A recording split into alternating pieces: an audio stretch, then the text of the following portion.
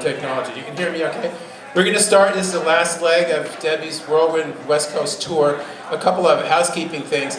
I know some of you want a videotape, and so Debbie's a little concerned about some of the imagery on the screen here. So if anyone has to videotape, if you can just focus on her, to sort of get the content of her talk, and don't focus so much on the screen behind her, if that's okay.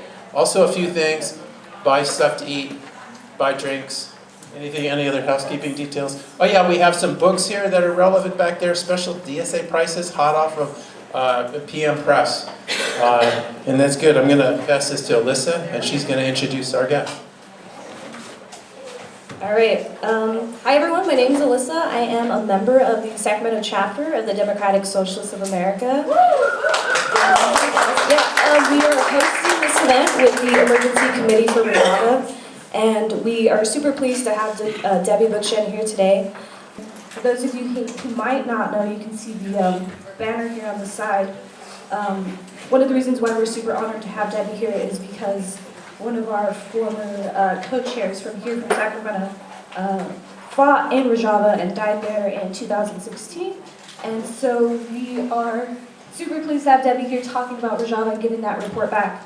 We wanted to do like a little moment of silence as parents are in the room. So if we can have a couple moments of silence and then we'll start the talk.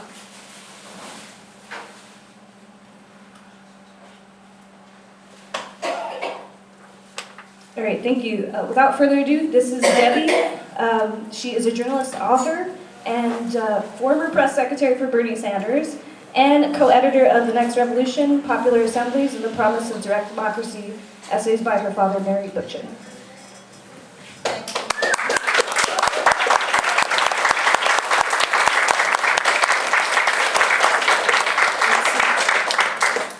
This works with the stand, otherwise I'll just hold the mic. Actually, maybe I'll just hold the mic. Let's see.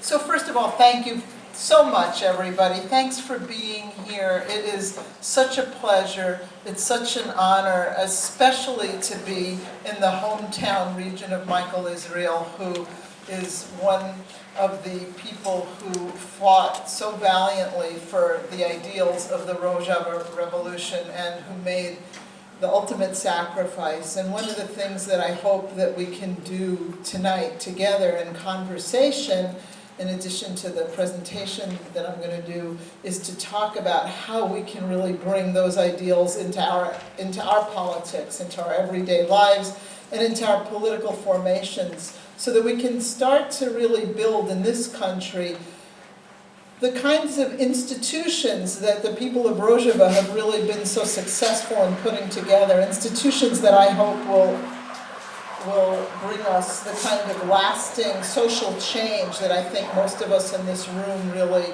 want to fight for. And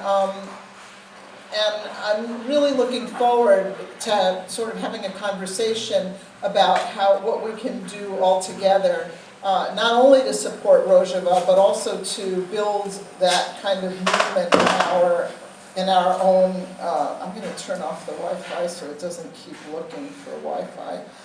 So that we can build that kind of new society here in this country and begin to confederate with like movements worldwide, which I think is really increasingly critical as we face growing authoritarianism around the world and even in the United States. And I kind of feel like probably a lot of people here are familiar with a lot of the basics of Rojava, so I'm not going to spend a whole lot of time on it, but since since there may be some people who are not that familiar, just very briefly, I wanted to show an image here of the Kurdish region that is known as Kurdistan. I think, and one reason that I wanted to show this, even though I think a lot of you probably know a lot of the background about the fact that the Kurds have always been deprived their own nation state, that after World War I, despite promises that they would have a state of their own, the colonial powers, France and the United Kingdom, basically ignored the rights of the Kurdish people and sort of carved up the region according to their own interests, so that the Kurds have been spread over this region that you see here in a kind of grayish blue, Turkey, Syria, Iraq, and Iran. And one of the reasons that I wanted to show this, even though I'm sure most of you are familiar with this, is because one of the things I really want to focus on is the whole question of nation states. Because I think the transition of the Kurdish people in Turkey and Syria, which is what we're focusing on tonight, away from a politics of nation statehood and towards a politics of decentralization and confederalism is something that's critically important. So, as you know, I'm sure, the ideological leader of the Kurdish people of Turkey and northern Syria, Abdullah Öcalan, kind of underwent a transformation during his imprisonment, which began in 1999, after he was captured and sentenced to life in prison, away from sort of more state mentality and more in the direction of this kind of what we now know as democratic confederalism. And I love this, and as you know, I'm sure also, one of the reasons why I'm particularly involved in this is because of my father's relationship to Öcalan and to the Kurdish autonomy movement. And my father, the social ecologist Murray Bookchin, had been writing for decades about the issue of ecology, of autonomy, of specifically hierarchy. He himself, in a way that actually mirrors very much the transition that Öcalan went through. My father went through a transition from being a sort of a young communist and a Marxist and then a Trotskyist and towards anarchism, because he felt that a purely economistic view of social change was not enough given the ecological crisis that we were facing, that he began to write about back in the late 50s and early 1960s, and that we had to address issues of domination and hierarchy, issues that were even more fundamental than economic inequality, important as that, of course, is as well. And that in order to do that, we really had to rethink our whole relationship with each other, social relations that really lead to this kind of rapacious attitude, social relations based on hierarchy and domination that really lead to this rapacious attitude that we have towards the natural world. And so so part of that is a challenge to this sort of classic model of seizing state power, and the idea that we're going to move away from that. This is something that I think really deeply informs the Öcalan's politics and the politics of the Kurdish autonomy movement. And I'm just going to show a slide here because I love this quote, and I think it really kind of neatly sums up the transformation that both my father and Öcalan made.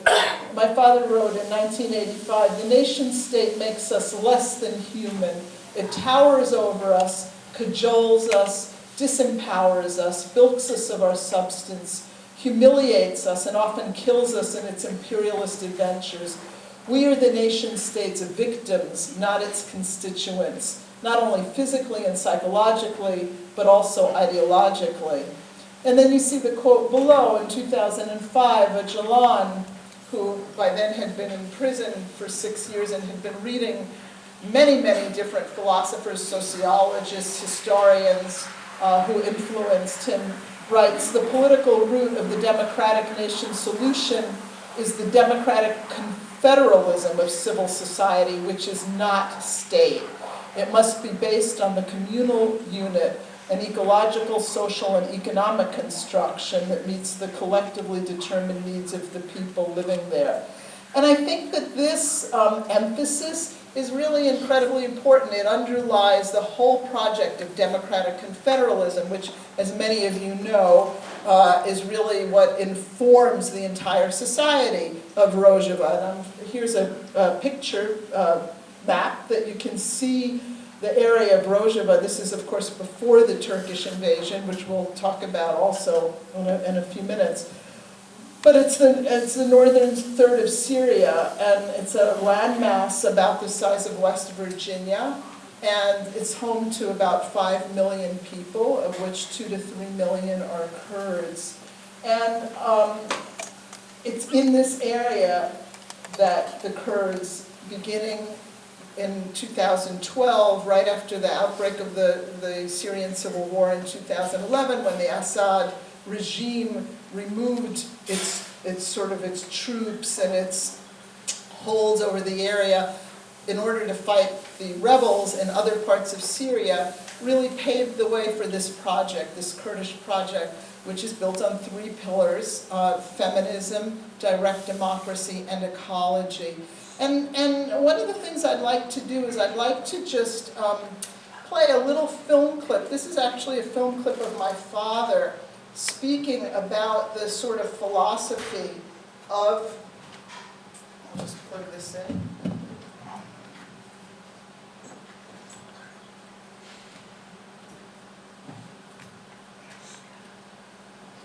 He's speaking about the philosophy of social ecology. It's just about 3 minutes, and it's taken from a longer extemporaneous half-hour speech that he made in the late 1980s when he was addressing a green group at a conference that he was unable to attend in person in Europe. So it's just a kind of casual it's a piece of a casual kind of extemporaneous talk, but I think it's informative because it really gives a sense of what social ecology stands for. And I think the ecology part is very important. We often hear a lot about the feminism of Rojava, and the direct democracy, but the whole philosophy that underlies that is this idea that we have to really rethink our relationship with the natural world, and that in order to do that, we really have to rethink and really transform social relations. So here, let's see if we can get this up.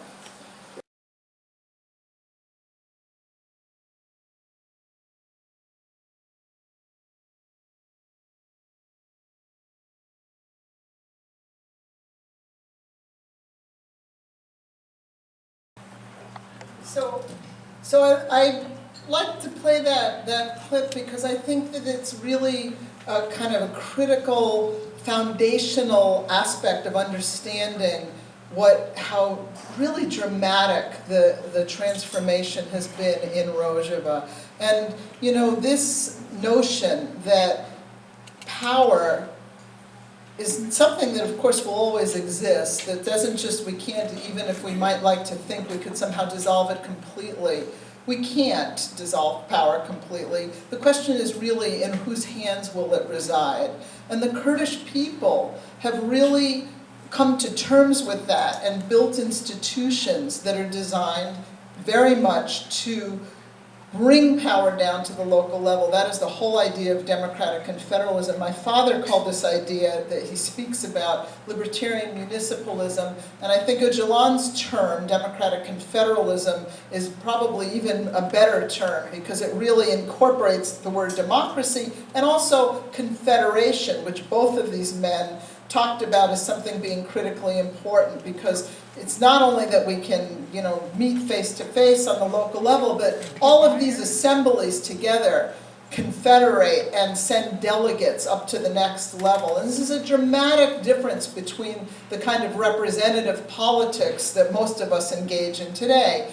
And even when we have great candidates out there, like Bernie Sanders, you still have to ask yourself, is going to the ballot box really going to make the transformation in everyday life and in our politics that we need to make if we're going to reclaim our society and our freedom, and also basically try to dismantle the forces in the nation state that undergird capitalism, which is doing so much harm to the planet.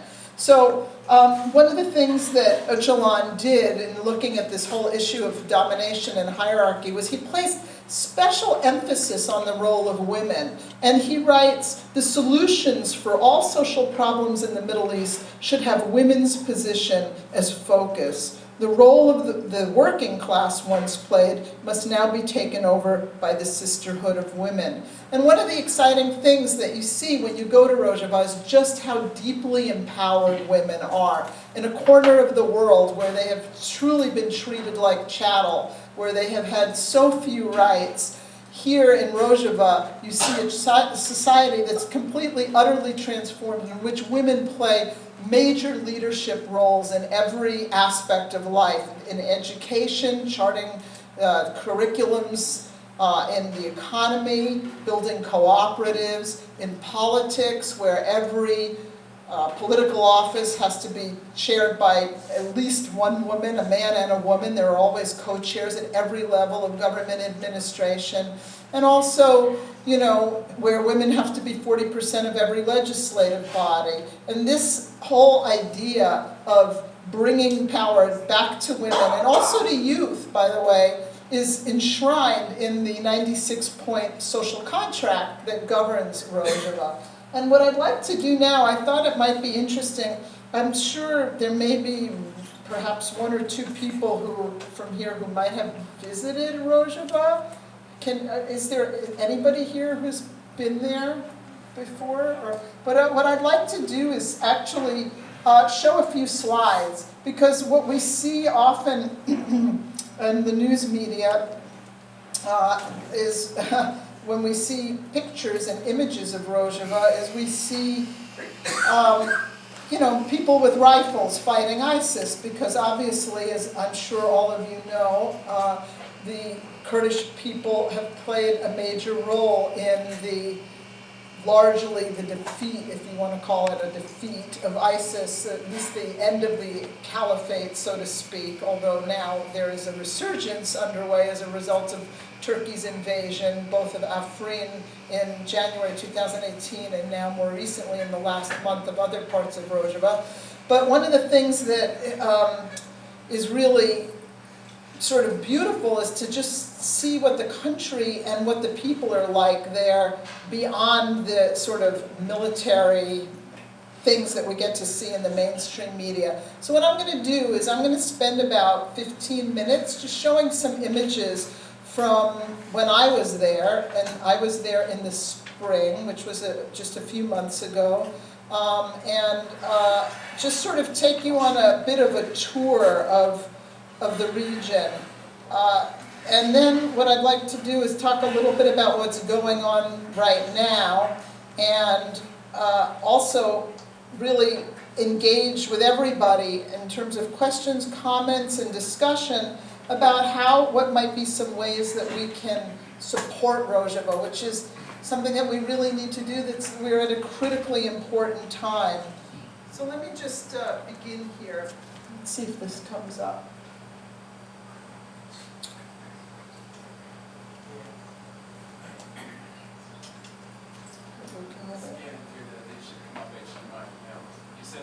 There it is, okay.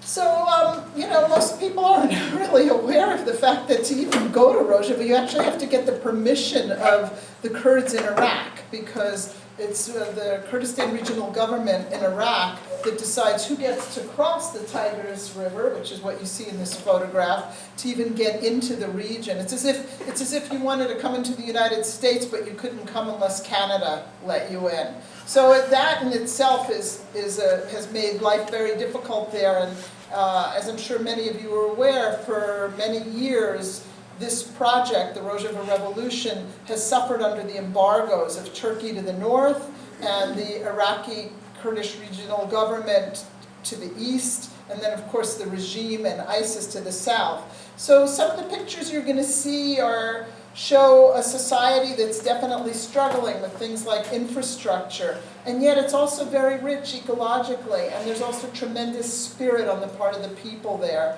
One of the first things that you see when you enter Rojava is this, let's call it a billboard or a plaque, and it is commemorating the international martyrs who have died. Many hundreds of people have come from all parts of Europe and the United States and other parts of the world, including right here in Sacramento, Michael, Israel, who have given their lives. And it's, you know, pretty important to remember that we're talking about the lives of 11,000 people who have died over these past years since the war broke out in the fight against ISIS. Something that I think the Western media often ignores is what these people are fighting for. It's wonderful that they're fighting ISIS, but people like Michael Israel really were fighting also for a new democratic, feminist, egalitarian, non-sectarian society. Something that really we haven't seen, I would say. I mean, it's hard to, I think maybe since anarchist Spain, with the exception of maybe the Zapatistas and some of the indigenous movements in South America, this movement has really been unique. I would say really unique in history when you think of the landmass covered and the period of time that they've been able to do this. I was there in the spring, and of course Rojava is bordered by the Tigris River and the Euphrates River, and it's a very fertile area. And under the Assad regime, when the Kurds were repressed and unable to express themselves, even to speak their own language, much less wear their own clothing or listen to their music, this whole area was also repressed economically by being forced into monoculture, basically being the breadbasket of Syria. So it's very green in the spring, and then it gets parched and very dry in the summer heat. And a lot of the roads there look like this. The infrastructure is certainly lacking. The buildings are often half finished. Cities and towns are making do, but they've really struggled because of the lack of political recognition, because they are not a state, and also the lack of any kind of real humanitarian aid, despite their incredibly important role as coalition partners. And when it rains, for example, things that we take for granted, like having wastewater drainage, they don't have, and so people have to make do under difficult circumstances. This is just a picture of a checkpoint. There are many checkpoints. When I was there, obviously this was because of ISIS sleeper cells, and now, of course, there is a whole other situation underway with Turkey. This is what a house looks like in a village, in a rural village, where people make bricks actually out of the mud, the soil. And this is a shot of the city of Derek. And this mosque is a testament to the fact that the Kurds believe that their liberation is really part of a much bigger plan to liberate all peoples of the Mideast, and that every religion is respected and every ethnicity plays a role. As I said before, often if you have a Kurdish male as a mayor, the co-chair might be, say, a Yazidi woman or a Syrian Christian woman. So they've made really a big effort to bring all ethnicities into this project. People, the project there really is a socialist project, but they have also been very careful about using education as a way of bringing people along rather than, say, confiscating all private property. So this is an example. You will see, private stores and shops. Obviously, people own their own homes there. Here's a tailor fixing a vest. And of course, now that the Kurds are no longer restricted from wearing their customary dress, there's beautiful work in textiles and even in jewelry. One of the things that I did was spend some time at commemorations just because of the time that I happened to be there. This was a commemoration for Anna Campbell, the British YPJ volunteer who was killed during the Turkish invasion of Afrin. Also for Legarin, the Argentinian woman who did so much, a very young woman who really helped set up the healthcare system in Rojava and also died while there. And this is the cemetery in Derek. And I have to say that the impact of the number of people, the sheer numbers of people who have died fighting ISIS and defending Rojava from Turkey is almost overwhelming when you go there. I spent a good deal of time at ceremonies and also at, in graveyards like this one, and you'll see in a little bit, in a couple of minutes, in Kobani. And you really see that not a single family has gone unaffected by this. Everybody has lost a mother, a daughter, a son, a father, cousins and relatives. This is just an image of a demonstration. It was the 1-year anniversary of the conquering of Afrin, the far western canton of Rojava that was invaded by Turkey in 2018, and what was basically a prelude to what's happening right now. 300,000 people or more were displaced, Kurds, from their homes by the Kurdish army and its jihadi gangs, the looting, kidnapping, raping, and murdering people. And this is still going on in Afrin today, where they're basically implementing practically a Sharia law. And this is what is also, being threatened for the rest of Rojava right now. I spent some time with the internationalists, the people who have come to Rojava as volunteers in civil society, not joining the defense forces, but working on other projects to help the society flourish. And this international commune has done this beautiful book. I don't know if any of you have seen it. It's called Make Rojava Green Again. And it's it's also available online. And it's really a lovely introduction to their work. They decided to focus on the ecological aspect of the Rojava Revolution and have been working on planting trees, dealing with wastewater treatment, trying to, with very limited access to technology and engineering, trying to work on solar and wind power type energy solutions. And they, like many people, not like many people, like all over Rojava, they have an academy, and that was the outside, and this is the inside. Again, I didn't take pictures of certain faces, or I'm not showing them here, because a lot of the Europeans who have volunteered have faced really great difficulty when they've returned to their countries. And I don't know if you know, but the United Kingdom just recently, Great Britain passed a law that said anybody who goes to Syria, who comes back, even if they've doing this kind of works in civil society, is going to be treated as a terrorist. So, but they have, the reason I have this picture is, one of the things that Öcalan really emphasizes is education. My father felt the same way, and a lot of times people think, oh, this revolution, wow, it just happened overnight. The Syrian forces withdrew in 2011, and boom, they made this amazing utopian society. And I think it's really important to emphasize just how many years and years and even decades of work went into building the institutions that you have seen now flourishing in Rojava.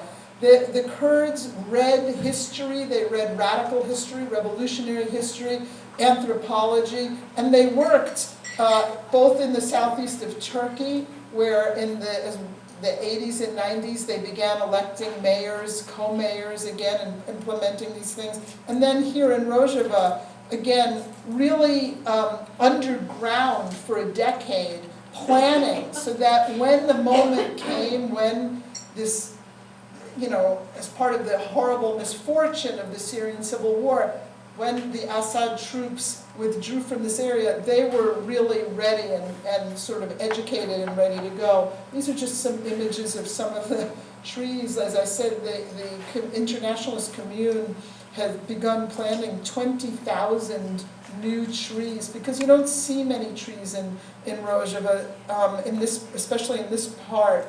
In the western part in Afrin, there are actually millions of olive trees, but in this part, which had been really reduced to growing wheat, a lot of the native, pomegranates and figs, all the things that should be flourishing there have been, there's no wood basically, there's no trees, have been cut down.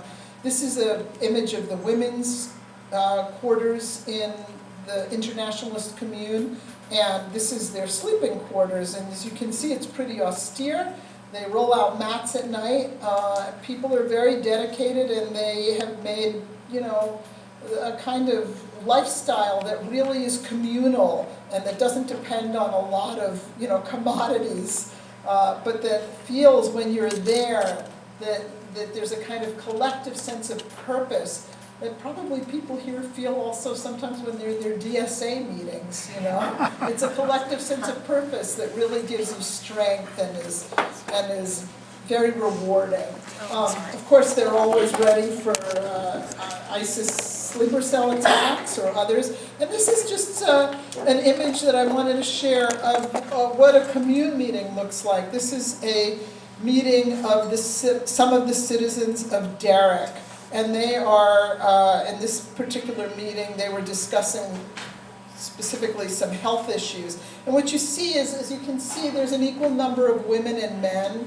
And different people here in this particular meeting were representing different committees. There's a very strong committee structure that exists in every city and neighborhood even, where there's a committee for the economy, for education, for healthcare, and alongside it, a completely independent women's committee, which is really also amazing because any decision that concerns women can be vetoed by the women's committee. So if you can imagine such an environment where men cannot make a decision, for example, about women's bodies, that's how it is in Rojava. In other words, it's really more liberated than what we have here. And in this administrative office, again, is a man and a woman co-chairs at every level. The Kurds were really proud of the fact that they had been, now that they're once again able to speak their own language, instead of being forced to speak only Arabic, they were rewriting the entire school curriculum for every single grade. When I was there, they had already printed 2 million books, not only in the Arabic language, but also in the Kurdish language and also in the Syriac language. And they have done tremendous work there. And one of the things that they have also done as part of this is to integrate the study, women's studies, what they call genealogy, ology being study and jin being the word for women.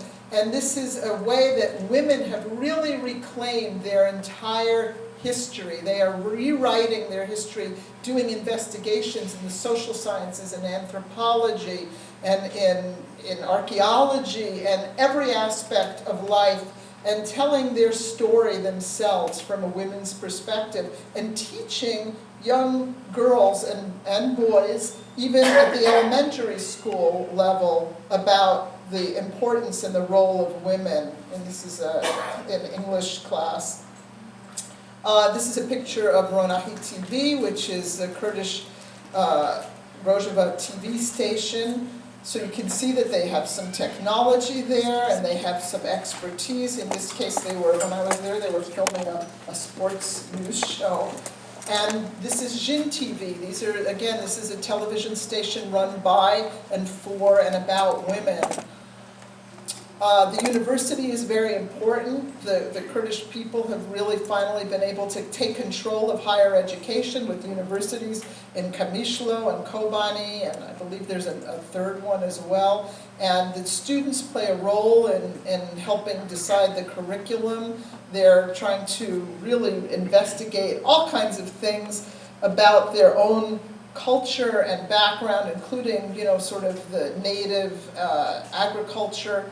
And they are, again, in an exciting way, being able to finally print many, many books in Kurdish, although they still have a long way to go.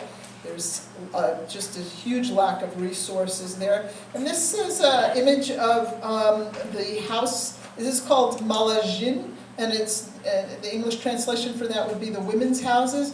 And it really represents a unique approach to restorative justice, and anybody can come, any woman or man, and from any ethnicity, to these houses where the sort of elder women of the community, and younger women, because they're always bringing in the youth, are there to help navigate domestic problems or disputes between families. And they do this using a form of mediation that is really designed to bring harmony as opposed to sort of creating opposition or needing to go to court or incarcerating people. And when I was there, for example, I overheard them deal with 2 cases, both involving women who were being oppressed, one by a father and one by a husband.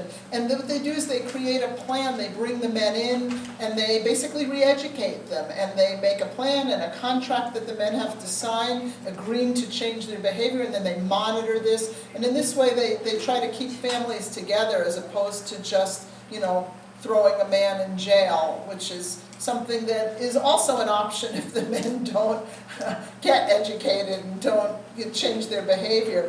But the women who do this, and as I said, there's one of these in really practically every neighborhood, and certainly one in every village, they've really managed to adjudicate thousands of cases and prevent incarceration and also change behavior and not have to use a kind of formal judicial system. This is one of the women who was listening to the case.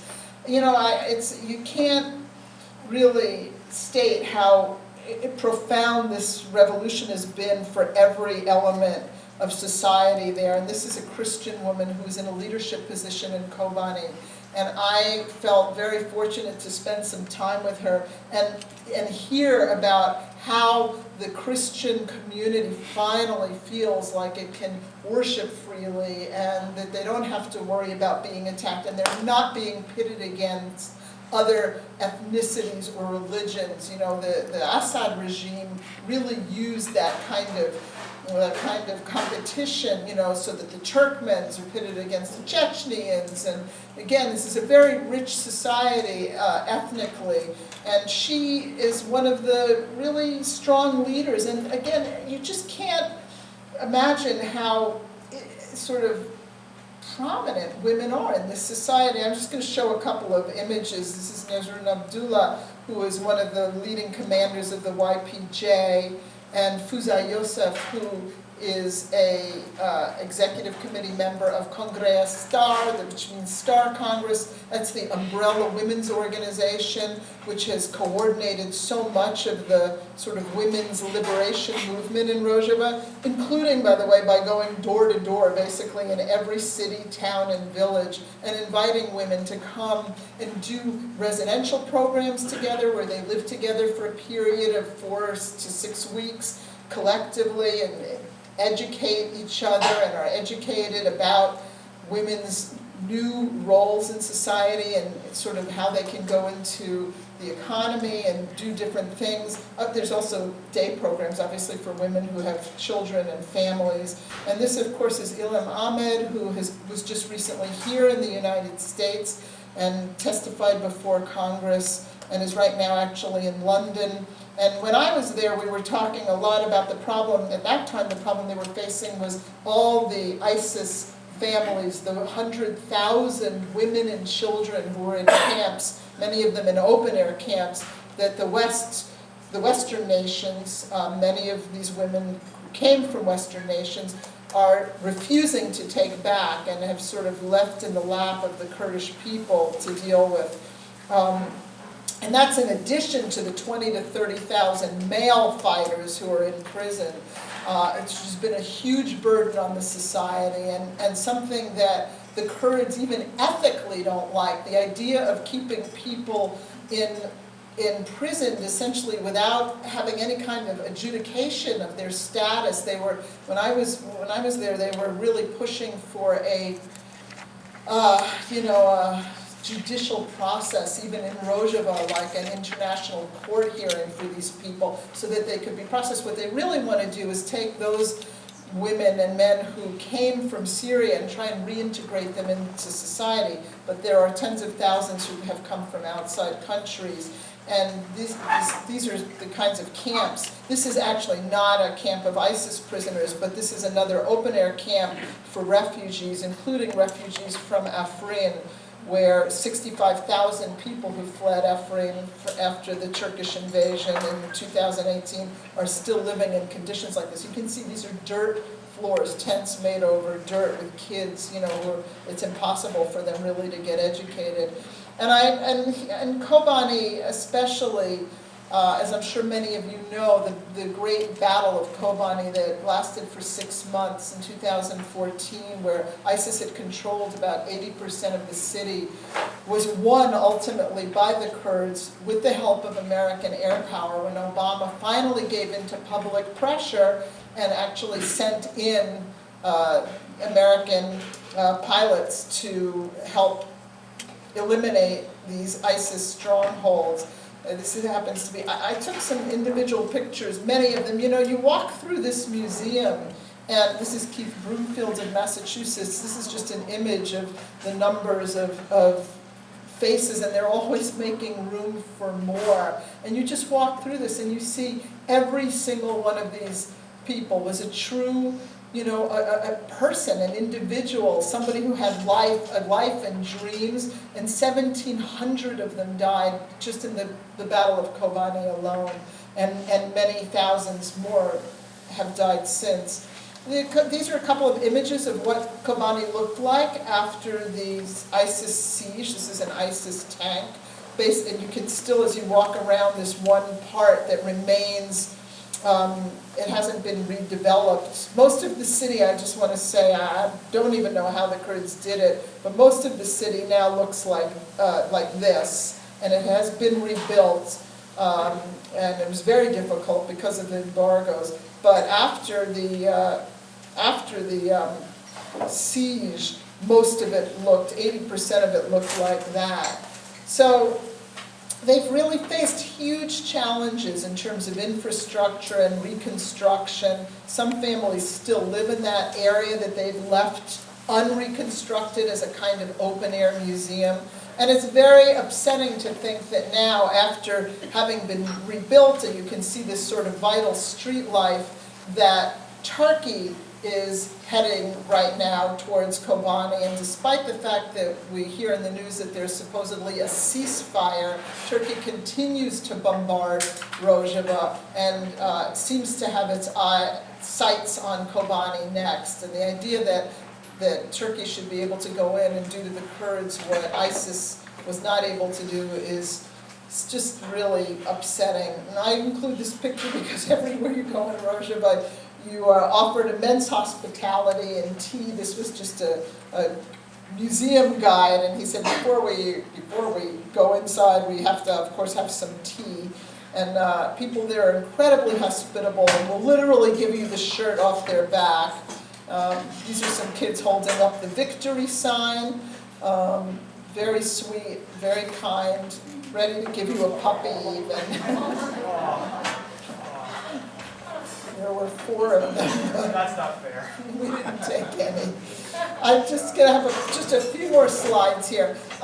This is an image of Kobani on the day before Nowruz, which is the Kurdish New Year, a really important holiday, signifying fire, of course, signifying rebirth, as the New Year does.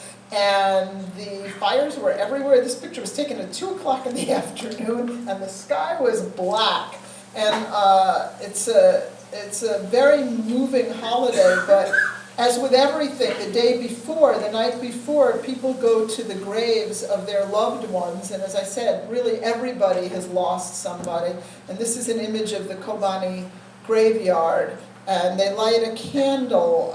Here there's about 2,000 graves, maybe even more. And they're always making room for still more. And they light a candle on every single one of these graves. And it's just an incredibly moving sight. People visiting with their deceased family members. And then the next day is a big celebration, all the more sort of poignant because the Kurds were not allowed under the Assad regime to celebrate Nowruz. And so here they have a beautiful open sort of hillside amphitheater. This is a woman getting ready to do a dance. This is taken from backstage. I don't know if you can see, but the hill back there is covered with thousands and thousands of people. And there's dancing and festivities. I was also fortunate to go to the Jinwar women's community, which has been built by women for women. women who were traumatized by the war or had other needs and wanted to live alone in a women's community. This is the schoolhouse of Njinwar, and you can just see how the Kurds, made do with very little. Wood is especially in short supply, but they have a certain sort of elegance and beauty to what they do, and each of these little houses built like this that houses a family or a couple of families made from, again, they literally built the bricks to make the houses. So this unfortunately was recently evacuated, Jinwar, because it happens to be very close to the Turkish border and was under threat, and I'm really hoping that women will be able to, and children will be able to return. This is the Turkish flag, and of course the wall that runs along that whole 200-mile border with Rojava. I was there, again, as I mentioned, when Trump declared the defeat of the so-called defeat of the caliphate, and there was a lot of celebrations. There was a huge celebration of the defense forces. But it's the whole sense of sacrifice is never far away. This is a little girl holding a picture of her sister who died in Afrin. And this, I just show this picture. This is was a lovely young woman about the age of 16. I don't know if you can see, but at the bottom of her hand and other parts, she has scars there from when she used to go to school and sometimes forget and slip into the Kurdish language with her friends. And the teachers will smack them on the hands with rulers.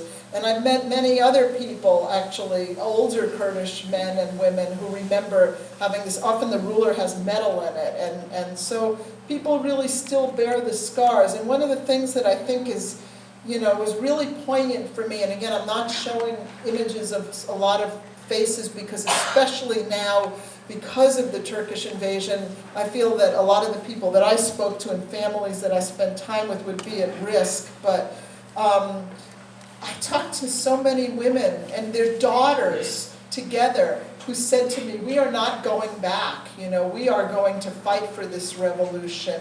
We have a new life, a free life. And you see that there sort of over and over again.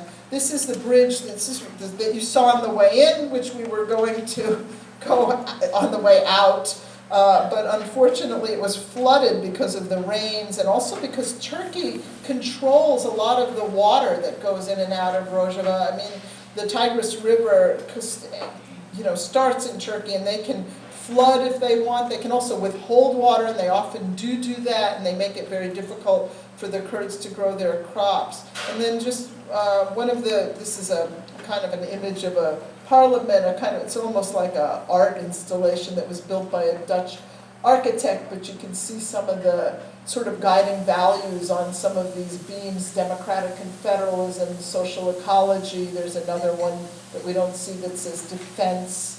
And the sunsets are very beautiful in Rojava, so that I just wanted to end with that kind of tour of some of the things that you might see if you go to Rojava.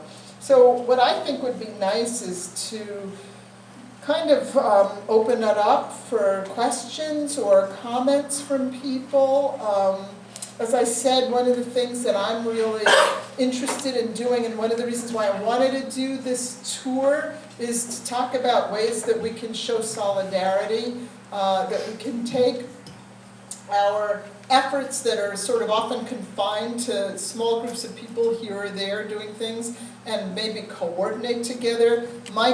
This group is called the Emergency Committee for Rojava. We're based in New York City. But we have sort of chapters that are growing around the country. There's one in Seattle, and we're developing things also in the Bay Area. And anybody who would be interested, one of the things I'd like to do is, maybe I could hand this to somebody, is pass around a pad so that if people wanted to put down their name and email address, and whether you'd be interested in getting occasional news alerts from us, news or sort of emergency alerts, or sort of contributing something. That last little column could be, if you're somebody who likes to do research, one of the things that we're trying to do right now, for example, is find out what some of the companies that do business with Turkey so that we can encourage places like, unions or other organizations that have pension funds that are invested in businesses that do business with Turkey to try and begin perhaps a divestment campaign, because we really have to, I think, try and work together to do whatever we can to save this very precious project. I'll just say one more thing. I'm going to anticipate the fact that sometimes there are people on the left who say, well, the Kurds, they were so stupid to throw in their lot with the Americans. Of course they've been betrayed. What do you expect when you take help from an imperialist country? I know that there are people who have expressed that point of view. And I just want to say that I think that, it's really important for us to not see the world in black and white terms. That when the Kurdish fighters who were trying desperately to defend Kobani agreed to help, to accept help from the Americans in the form of air support, and then continued to collaborate with them, that you have to remember that people who are fighting to keep this sort of extraordinary democratic project alive sometimes in this world have to collaborate with, what you might call the lesser of evils. They have to take an opportunity to protect this project, because if the only solution is to have the whole project be obliterated, then all this great principle really amounts to nothing.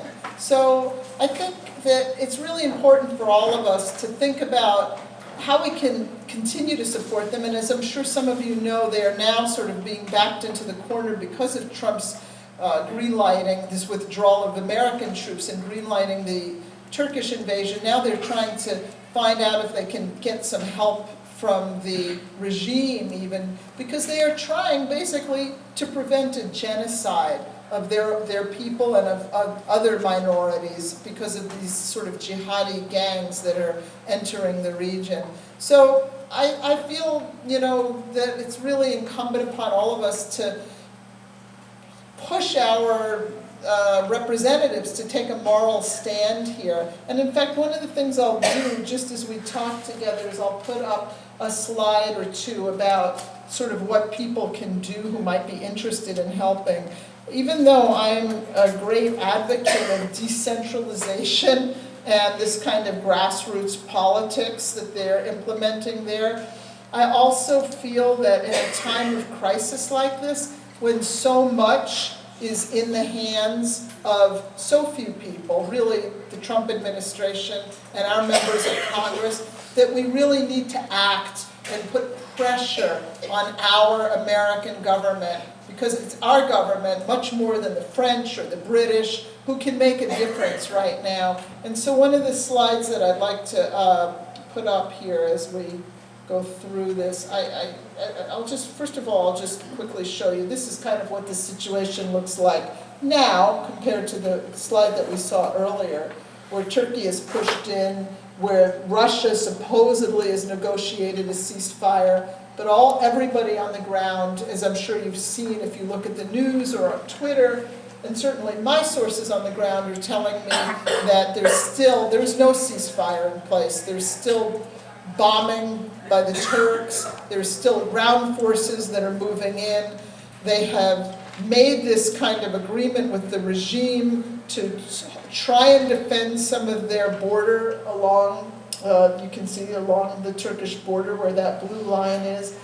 But a lot of the regime forces are very weak, and so it's a very, very precarious situation right now. It's really, like, the next few weeks could be very decisive.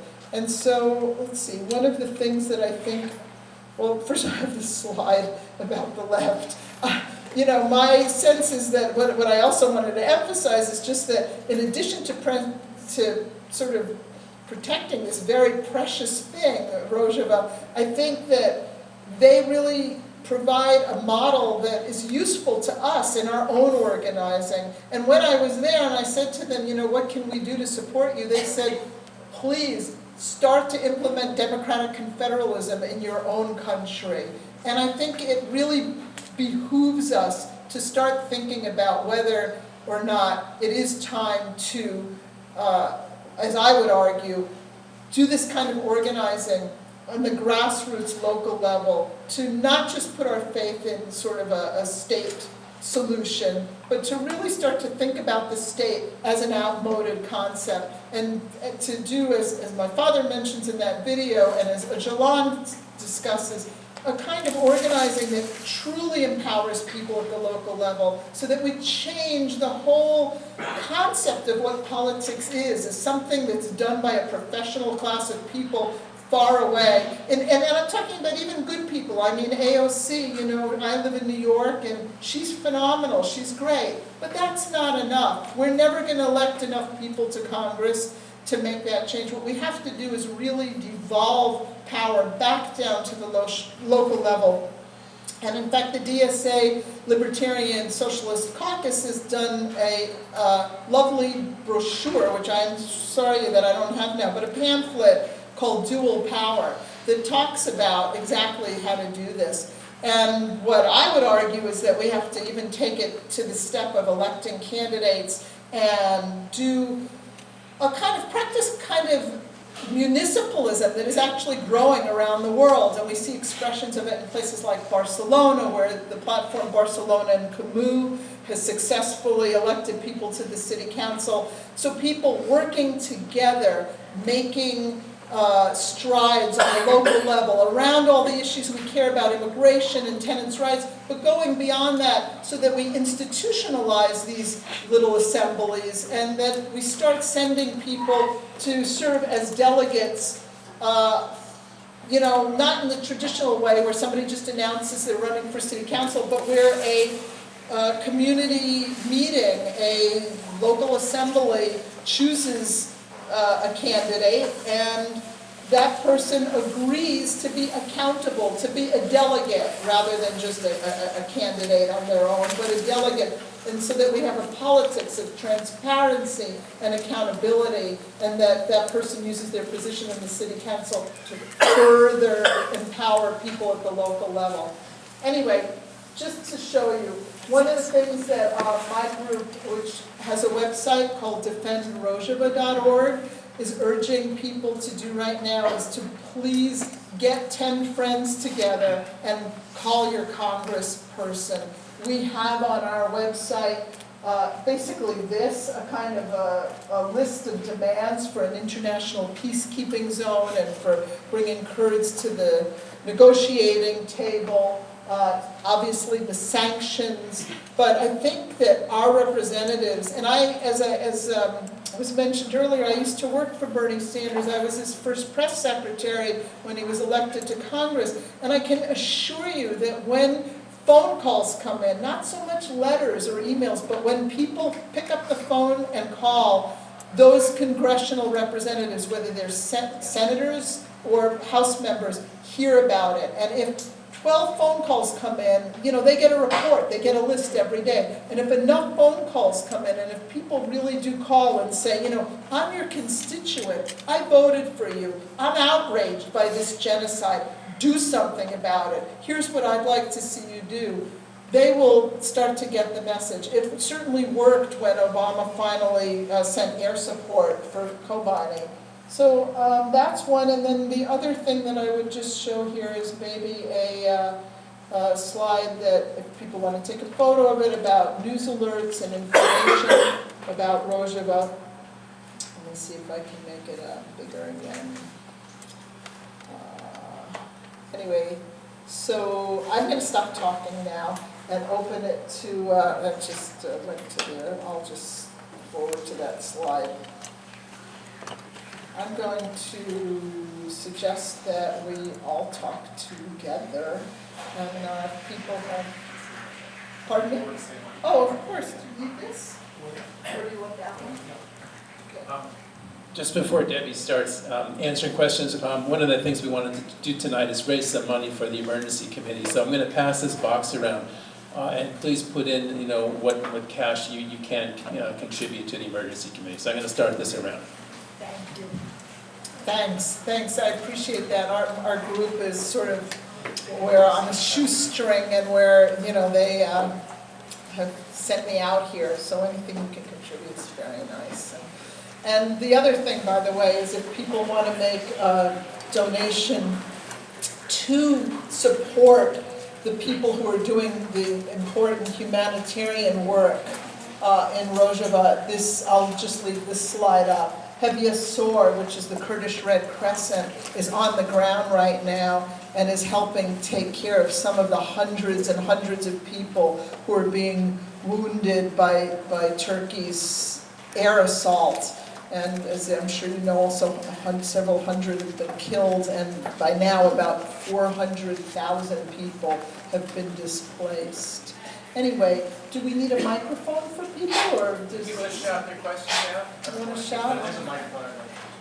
Is this mic hot, Yes. We should, if it's possible, like, hold on the mic and then Oh, it's not a wireless. if it's not a wire, it's not wireless. Okay, well, we'll do our best to make people, but yeah. Please come up if you have a question and use the microphones. That way everyone can hear you. So my question is, well, I'm going to be honest, I strongly support Rojava. I also come from sort of the opposite spectrum in the sense that I firmly believe in bottom-up organization. I don't believe in decentralization, just cards on the table, and I believe in seizing state power. But my question, though, is what I'm really interested in is, you've talked about decentralization a lot, and then you've also talked about the committee structure in Rojava. I am very curious as to know how they make that work. Oh, sure. The committee structure in Rojava is really elaborate, and it's kind of fascinating. And by the way, there's a book, I'll just back up to here, it's called Revolution in Rojava, which is the second book down there, by three people, two Germans and a Kurdish man, that really outlines it and gives a lot of detail about it. And the way it works is basically anybody in a community can join a committee that they're interested in and can do committee work, just like I imagine here at the DSA, if you have committees and subcommittees. And the committees take on particular issues depending on, like for example, one of the committee reports I heard, which, as I mentioned, had to do with health. And they were concerned about increased problems with diabetes, okay? So the committee will give a report to the municipal assembly about their work and then propose an action. And many of the decisions, they really try to make them by consensus. And will even, they do vote sometimes as well, but they will even sometimes postpone a decision in an effort to get consensus. And so the committees report, and then the assemblies make policy. And as I said, I didn't see something like this happen, but if an assembly was making a policy that said something like, I'm just making this up, that said something like, no Kurdish woman or no woman in a community can move out of the house of her husband, without certain, certain steps being taken, say.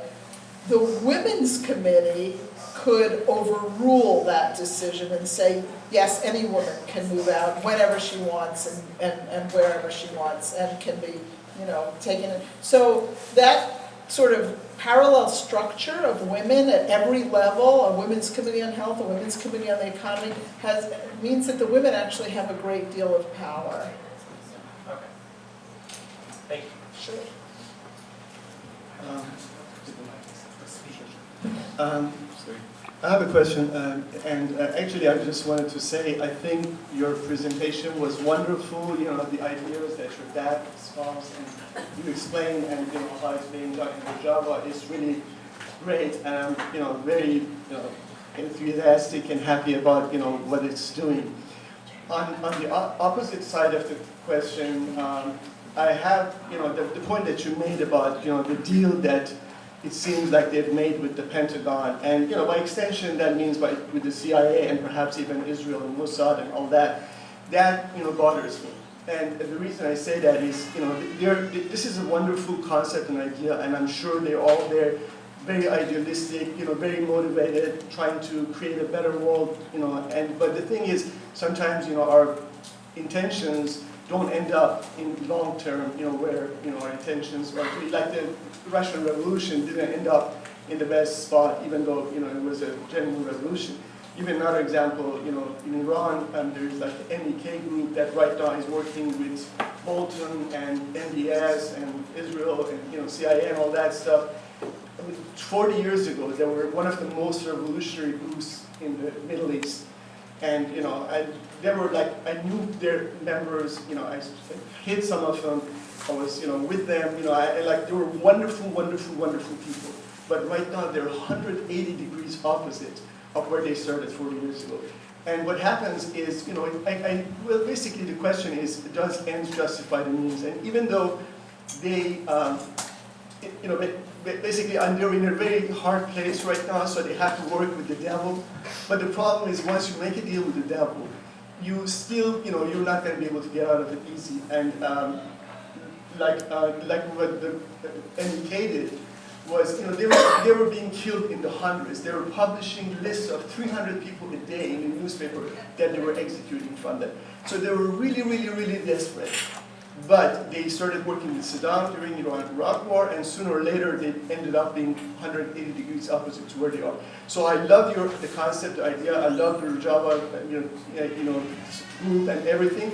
But to me, you still can't, basically, it just ends don't justify the means. As soon as you start making a deal with the devil, you're on the slippery slope. Well, you know, I think we can disagree in a friendly way. And I also think that, you know, in every situation is different. The Kurds have been fighting for autonomy for centuries. I mean, their oppression, you know, I don't have to tell you, talk about Saddam Hussein, you know, where 3,000 people being gassed to death in 1 week, and over again. And I feel that this ideological commitment is so deep. And one of the reasons I showed the images of those women, you know, is these are not women who just sort of said, oh, here's a chance for me to become the head of the country. These are women who spent, many of them, you know, 20 or 30 years in the mountains with the PKK, or who really have shown a huge commitment to this kind of radical democracy. And I don't think that by accepting air power from the United States that they are going to abandon that. In fact, ironically, I mean, you mentioned the CIA. I wish the CIA would take more of an interest in them. The problem is that nobody really cares about their politics. They've used them to fight ISIS in a very transactional way. And I don't see any evidence, and I've talked to a lot of people in the leadership there, I don't see any evidence of sort of backroom deals with the CIA, with, you know, I don't know, you know, the other problem is, of course, like, what do you do? I was at a forum once with actually somebody who may be coming here, and it's not Silvia Federici, but somebody else, who said, you know, it's wrong, they're imperialists, you don't make deals with imperialists. Well, I said to her, well, what would you do? Would you have just let ISIS slaughter the Kurds completely and take over Kobani? And she said, yes, if that's what it comes down to.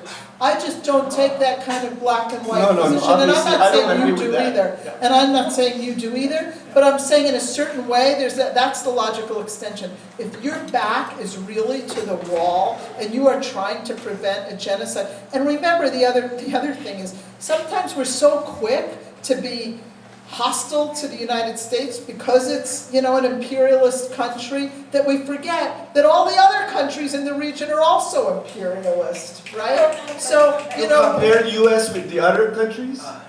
Pardon me? You're comparing the... I'm comparing the U.S. with Turkey right now, absolutely. I think Turkey is, I mean, let's just, for a second, looking at the bigger picture here. Erdogan went to the United Nations and basically announced that he was going to commit a genocide. He said, I'm going to take those people out, I'm going to move in these other Syrians who are coming from other parts of Syria. He essentially announced that he was going to be doing ethnic cleansing. And what did the United Nations do? The United Nations said, okay, let's figure out exactly how you can do that. Let's make a plan. I mean, the Kurds have literally gotten no support from anybody. I mean, the outrage, I mean, first of all, it says a lot about the United Nations, which is just a complete, you know, tool of these countries. At least some of the European nations tried to condemn the Turkish invasion, but of course that was vetoed by the United States. But Erdogan is a dangerous authoritarian. The Kurds have a democracy, and in a certain sense, our own democracy now depends on their democracy. And I think we really have to do whatever we can to support them, and support also their decisions. You know, that's the other thing is and this again has nothing to do with you, but you know, I know so many people who sit at home and they opine on Facebook about stuff, and they're not going over there and fighting, and they're not doing anything to support them, but they say, oh my God, how can they accept help from the United States? You know, and I think we have to give these people the benefit of the doubt that they know what they need. You know, who are we to tell the leadership of the Kurds exactly how they should be handling their society and how they should be preventing a genocide? So that's my sort of respectful, you know, disagreement on that. Sorry. Hi. Can Somebody has a question? Come up. This is the mic, so if you have a question, All right, just we come have on two up. guys. Try not to handle the microphone, just speak it. Just create a line of questions right here. You can move it up. Ask everyone to respect the message stack. All right. Yes. Hi, I'm stepping back just so I can see you. Also, should people be aware that there's filming and be given the opportunity to decide if they don't want to be filmed asking a question? I don't mind being filmed, but I just want to, you know, let you know that there's some filming going on here, and if you don't want to, you should say so, okay?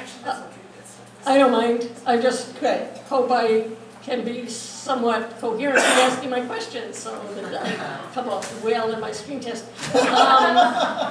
So talking about letting the genocide happen made me think about the U.S., you know, destroyed all semblance or hope of government in Afghanistan and in Iraq and on and Syria.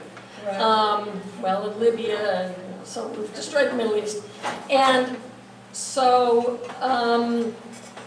whenever I would say, you know, we should really get the U.S. out of these areas, people say, oh, no, we can't, because then all the various different kinds of terrorists would just come in and it would be more horrible than it is, so the U.S. military has to stay in these places.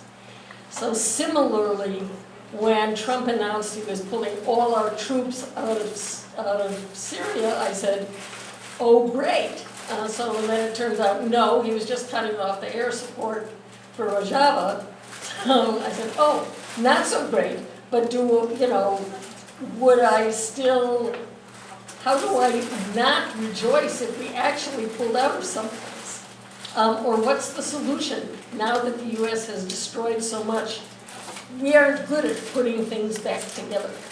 I agree with you, and by the way, you know, everywhere I went, the Kurds said they didn't want the Americans in there. I mean, they don't believe, I passed by very quickly a slide that I should have talked about. And what it was, a slide was, you see a road and a huge pile of dirt alongside that road. And what that depicted was that on the other side of that dirt was a very deep tunnel. The Kurds, after the Turks invaded Afrin, again without anybody condemning it, really lifting a finger to do anything about it, the Kurds started building fortifications against a very possible, they've been planning, they knew that there was likely going to be a Turkish invasion. And of course they were betrayed by the United States. They were doubly betrayed because not only did the United States withdraw, and they had the hope at least that they would do a joint patrol, they were trying to compromise, again to save lives. But the United States also first got the Kurds to remove their fortifications, to fill in these tunnels, and they actually allowed the Turks to essentially reconnoiter the whole area by doing these joint patrols for a couple of weeks and then withdrawing. So it's terrible. And so my point being that the Kurdish people do not want to be a kind of, dependent region, I'm not using the word state because they're not a state, region on the United States. They want the United States to withdraw. What they want is to have the opportunity to have a place at the negotiating table, which they've been completely deprived of. They want political recognition. They want to self-govern. They're not even asking, despite what the mainstream media keeps saying about them being separatists, and wanting their own state. The Kurds of Syria and of Turkey, because in keeping with Öcalan's theory, they're not asking for a separate state. They're happy to exist within current state borders. They just want autonomy. They want self-rule. And what we should be doing is demanding that they have that. I mean, as far as the United States, you're right. The United States, we could spend hours talking about how the United States has destroyed that whole region. But sometimes, given the here and now, given the pragmatic circumstances, ultimately I think all of us as progressives, leftists, or feminists have to ask ourselves the question, under these circumstances, are we willing to hold so tight to our principle about how bad the U.S. generally is that we're allowing an entire society of 5 million people to be destroyed so that the women are forced to live again under Sharia law, so that there's looting and kidnapping and murders and not to mention a lack of socialism, extraction of wealth from these people. I think that we also have to be pragmatic. And I think it's a moral position to say that when you have some, in anarchist Spain in 1936, we didn't sort of say to ourselves, well, let's see if they accept some guns from, France or Italy, Italy or from wherever, it wouldn't have been from Italy, obviously, but from the UK, should we really support that movement or shouldn't we support that movement? I just think that it's a sort of prerogative of armchair, radicals who sit at home and say, well, they're just not quite perfect enough, so why are they, what's this sort of ideological purism doesn't work in this current situation. What you have there is a society that is just absolutely remarkable. It's historic. And, and I would say the same thing about, as the Zapatistas, if for some reason they had to accept outside aid from somebody. And in fact, in many revolutionary moments, there have been, compromises made. And I don't think that you can equate that with the failure, for example, of the Soviet Union, So I just say, you look at the society and you have to say, are we going to let it be destroyed or are we going to help them? And if that includes getting some help from American forces right now, then I think that that's okay. Another question? Sure, yeah. Well, I think it's about time for a softball. So you mentioned earlier in the talk about the Rojava region. Sorry, I'm probably going to continue to mispronounce that. That in the region it was used as a monoculture for cash crops, I suppose, for the rest of Syria. That kind of reminds me of the Central Valley in California. So maybe it's covered in the book, Make Rojava Green Again, but how has agriculture, the practice of agriculture, been reformed under the new ideals of the Rojava Revolution? Yeah, great question. This is very much a work in progress, and what they have done is they have tried, a lot of land was abandoned, and so that land that was abandoned, they haven't, as I said, expropriated property. By the way, part of the reason for that is because some of the larger land holdings are held by Arab populations, and one of the things they don't want to do is antagonize Arab populations. They don't want to go in and sort of force people into a kind of collectivized agriculture. But where land was abandoned, what they've done is they've set up cooperatives. And so there's cooperatives for growing different types of crops now, and for even, grazing sheep together on certain lands. There's a lot of sheep grazing. And they're really pushing towards a cooperative economy. And the government helps fund that. I mean, what the government of Rojava does have is access to some funds because of some of the oil in Rojava, which, by the way, they're not even able to refine. They have to send it out of the region to refine, because not only were they forced into growing the wheat, but they were never even given the mills to refine the wheat. So you can imagine they're growing it but sending it out at prices, by the way, that were dictated by the regime, in every case. So a lot of the foodstuffs for Rojava still come in from other parts of the country, but fruit specifically, like from Turkey, because they don't have their own fruit trees. So the folks, Make Rojava Green Again is really focusing on sort of an ecological project, but it's really the government, the autonomous, it's called the Autonomous Administration of North and East Syria. We say Rojava, but they deliberately took that word out of the title to make it more inclusive, since Rojava is a Kurdish word. And so what they're doing is they're really trying to promote these kind of cooperatives now, and with varying degrees of success. I mean, right now, everything is in disarray, and people are fleeing, and we don't know what's going to happen. But thanks for the question. Thanks so much for your presentation and your work. I have maybe a little bit more of a theoretical question on how to create the kind of society that sounds so admirable that was developed in Rojava, with the extension of democracy and decentralization and mass participation and egalitarianism and so on, which is kind of how I define the socialist society that I envision in the future, right? But the question is how to get there, and particularly I think of a society like ours, which is so segmented, so segregated, so pervaded by racism, sexism, commercialism, false consciousness of all sorts. I think we all know that. Are there some lessons in how they got people to have this kind of egalitarian vision and decentralized participatory vision? Like, I imagine right now, if we had local community councils, some of them would be, we don't want anybody but rich white people in our neighborhood, and that's our right, because this is our neighborhood, right? That's obviously not okay. So how can we?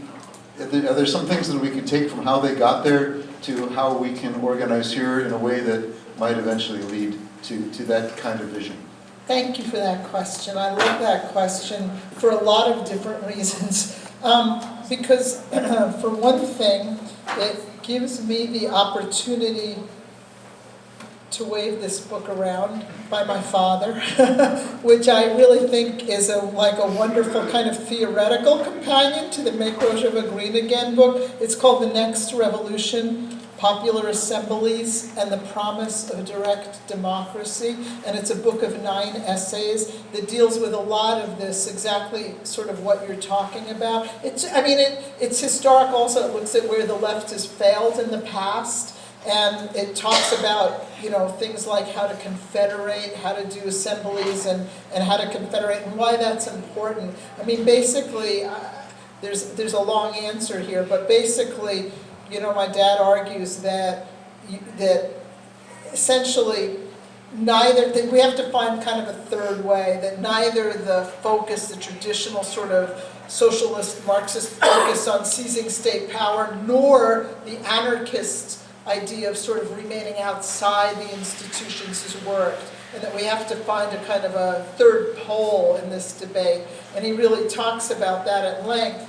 And I think that one of the things that he emphasizes, and that also Öcalan emphasizes, and that the Kurds really did, is the importance of education.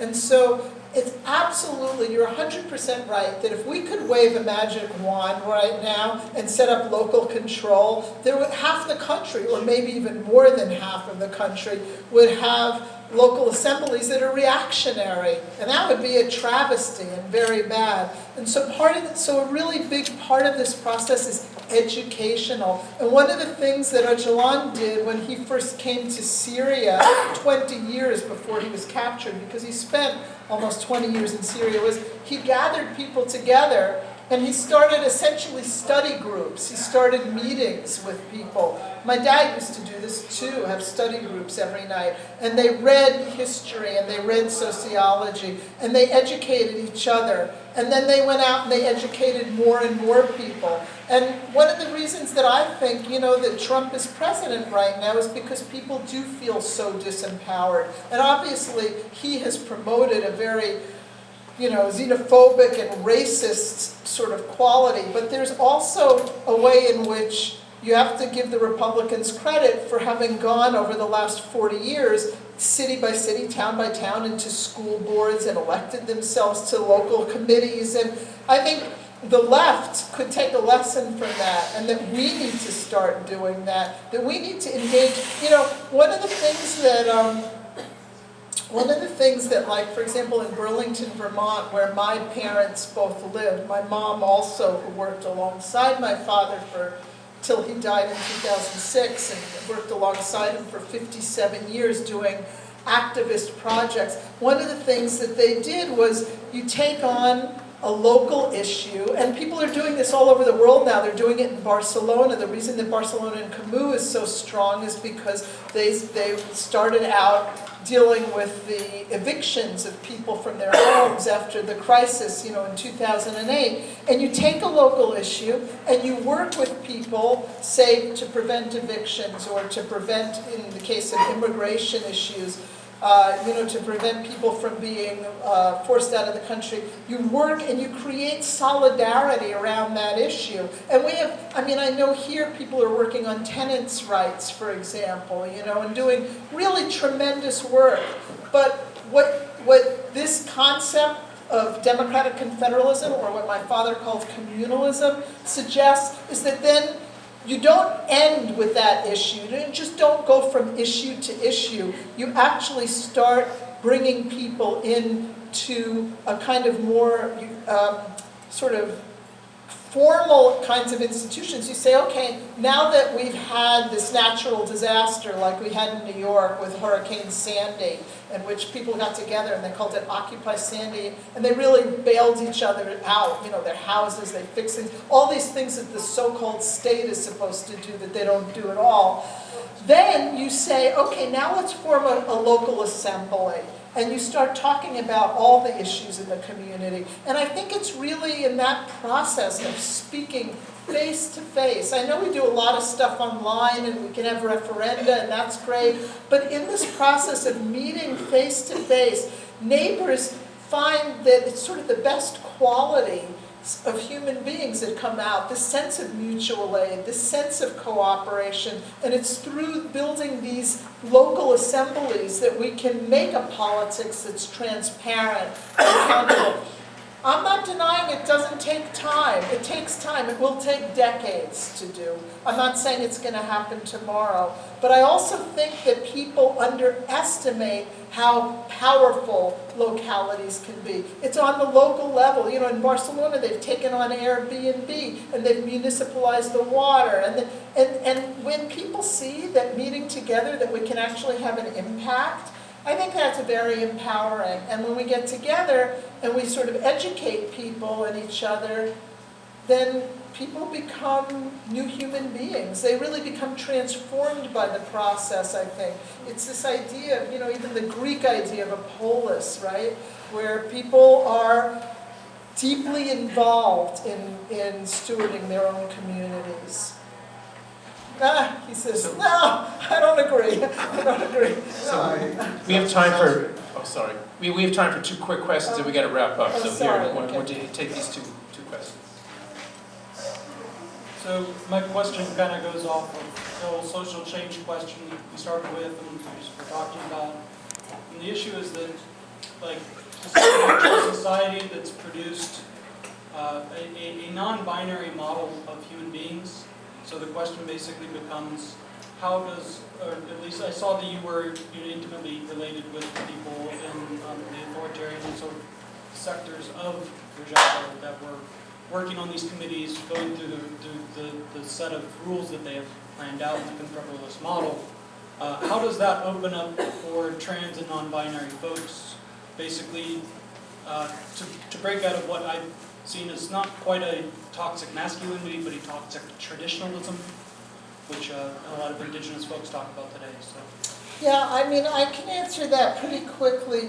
You know, the society there is moving, the rights for non-binary, for trans, for LGBTQ are all part very much of the Kurdish project. But it is traditionally has been a very repressive society. So you don't see a lot of people, you know, out. And you don't see, for example, a lot of discussion even about abortion. You know, well, I mean, kids are generally very welcomed in that sort of environment. But so they're moving towards that. I just want to mention that the HDP, which is the Kurdish-led political party in Turkey, which you know, recently has had its mayors basically removed by Erdogan, is very much an LGBTQ party.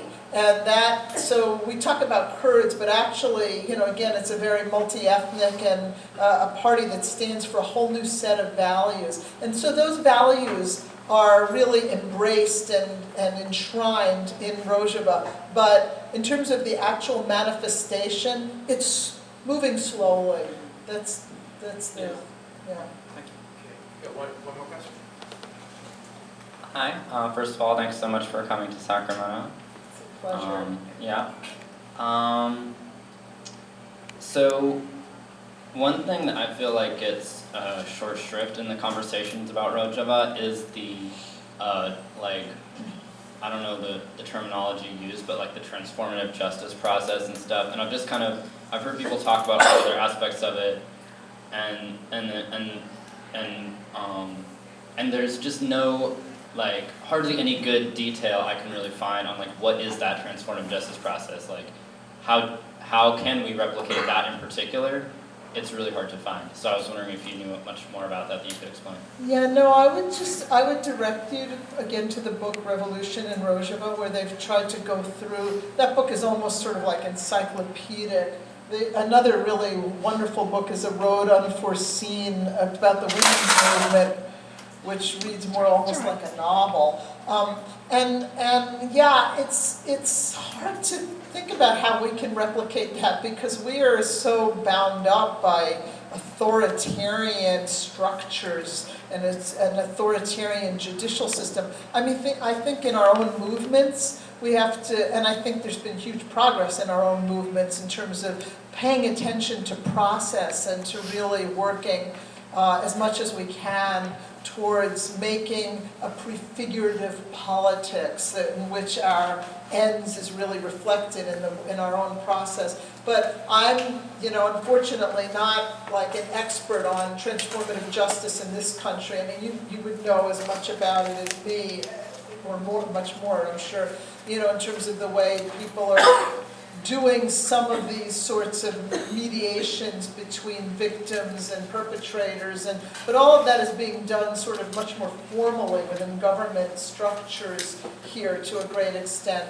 And there, you know, the Malajin is one example, and there are others where councils bring families together, like where there's an economic dispute, and they sit down and they work out and negotiate things. But they also have a judicial system there. So exactly how much ends up in the judiciary and how much is done more informally, I can't say precisely.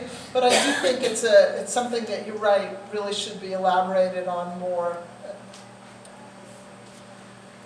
Okay, I think that's the end of the official program. We encourage you to hang out and order some support Cafe Colonial, order something from the bar, something to eat, something to drink. You can hang out and talk. But this ends the sort of formal part of this. I want to, you want to say something? Okay, we have one more comment here. I'm a little bit talking, sorry. Please, please. Hello, my name is Ali. My whole family from Kurdistan, North Kurdistan, Dersim. My family have the big genocide, 1937, maybe first gas genocide system for Kurdistan. My family later moved to Anatolian, Central Anatolian. Sorry, I learned really bad English. Moved to Anatolian.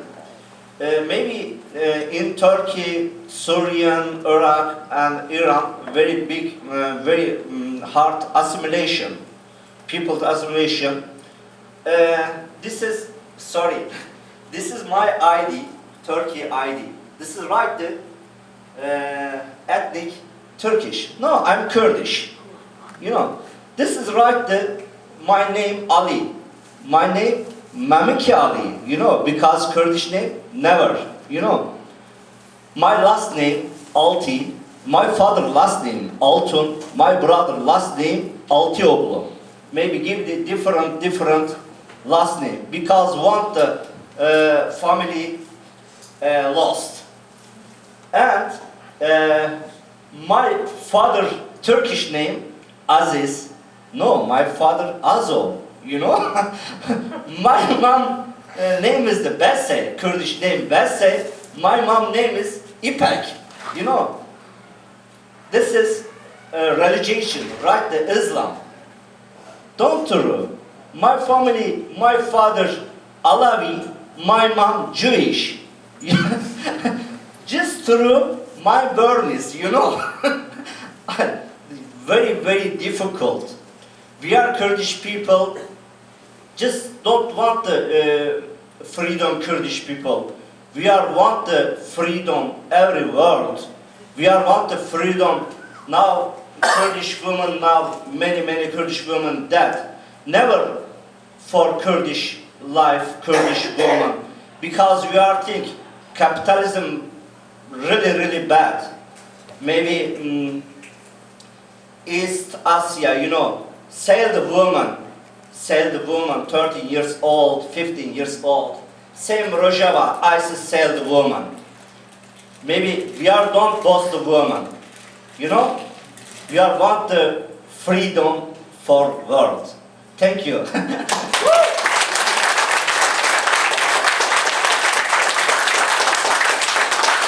want to say a special thank you to our sound person there who did a really good job for sound. So let's thank the sound person. And then especially, let's thank Debbie for coming all the way out here.